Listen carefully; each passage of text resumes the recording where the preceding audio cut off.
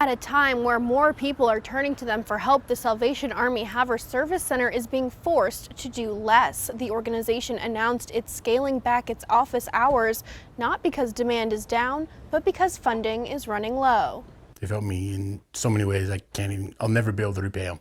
The Salvation Army Havre Service Center has long been a lifeline for people facing tough times. But now the center itself is in need of help. Due to a funding shortfall, the donation-based nonprofit is cutting back its office and staff's hours to 3 mornings a week, just as demand is at an all-time high. When I was released from jail, I only had just the clothes that I was wearing. For people like Charlotte Chavez, that help made all the difference. I met with Trina at the Salvation Army, and she had a place to offer me to live. While I was working, they were paying my rent for about 3 months, and then little by little I started to pay my own rent.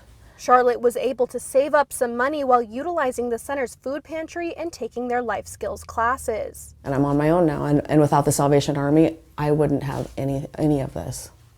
And I came in here with nothing. Charlotte's story is just one of many. Since October, the Havre Center has helped nearly 250 people with emergency services like rent, utility bills, and referrals to other resources. And we try to break down the barriers that are stopping them from being successful. Director Trina Crawford says due to rising costs, the community need is greater than ever, and they've already exhausted their funding for the year. The needs within the community for people are so much greater because everything's rising, prices are rising, but wages aren't.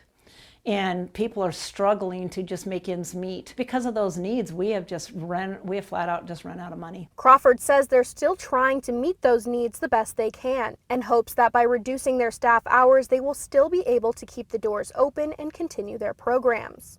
Now they're turning to the community, asking for donations to help keep their work going and to make sure those facing tough times don't fall through the cracks. Well, the funds that are raised here in Havre stay in Havre. They go to our Havre Service Center. In Havre, I'm Anissa Coomer, MTN News.